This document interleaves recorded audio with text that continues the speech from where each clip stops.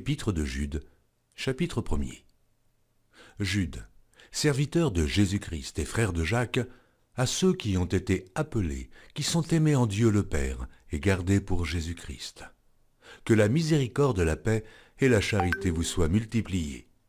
Bien-aimés, comme je désirais vivement vous écrire au sujet de notre salut commun, je me suis senti obligé de le faire afin de vous exhorter à combattre pour la foi qui a été transmise aux saints une fois pour toutes.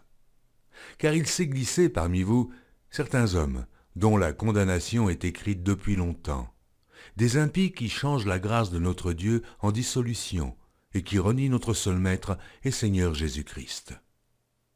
Je veux vous rappeler, à vous qui savez fort bien toutes ces choses, que le Seigneur, après avoir sauvé le peuple et l'avoir tiré du pays d'Égypte, fit ensuite périr les incrédules, qu'il a réservés pour le jugement du grand jour, enchaînés éternellement par les ténèbres.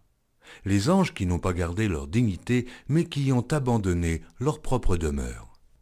Que Sodome et Gomorrhe et les villes voisines qui se livrèrent comme eux à l'impudicité et à des vices contre nature sont donnés en exemple, subissant la peine d'un feu éternel.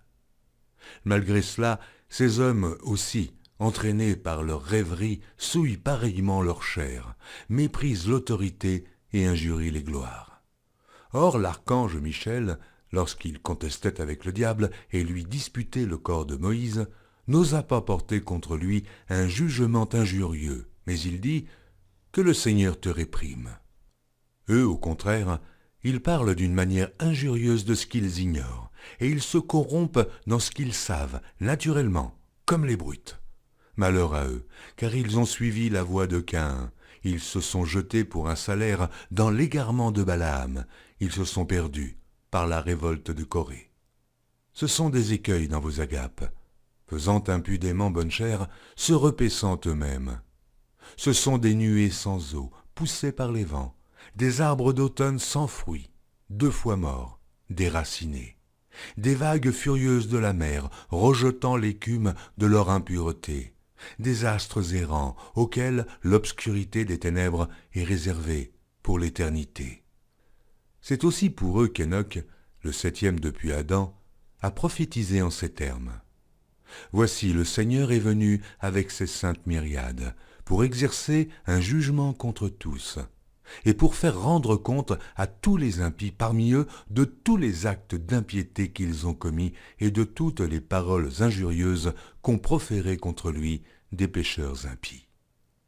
Ce sont des gens qui murmurent, qui se plaignent de leur sort, qui marchent selon leur convoitise, qui ont à la bouche des paroles hautaines, qui admirent les personnes par motif d'intérêt. Mais vous, bien-aimés, souvenez-vous des choses annoncées d'avance par les apôtres de notre Seigneur Jésus-Christ. Ils vous disaient qu'au dernier temps, il y aurait des moqueurs, marchant selon leur convoitise impie. Ce sont eux qui provoquent des divisions, hommes sensuels, n'ayant pas l'esprit. Pour vous, bien-aimés, vous édifiant vous-même sur votre très sainte foi et priant par le Saint-Esprit, maintenez-vous dans l'amour de Dieu en attendant la miséricorde de notre Seigneur Jésus-Christ pour la vie éternelle. Reprenez les uns qui contestent, sauvez-en d'autres en les arrachant du feu, et pour d'autres encore, ayez une pitié mêlée de crainte, haïssant jusqu'à la tunique souillée par la chair.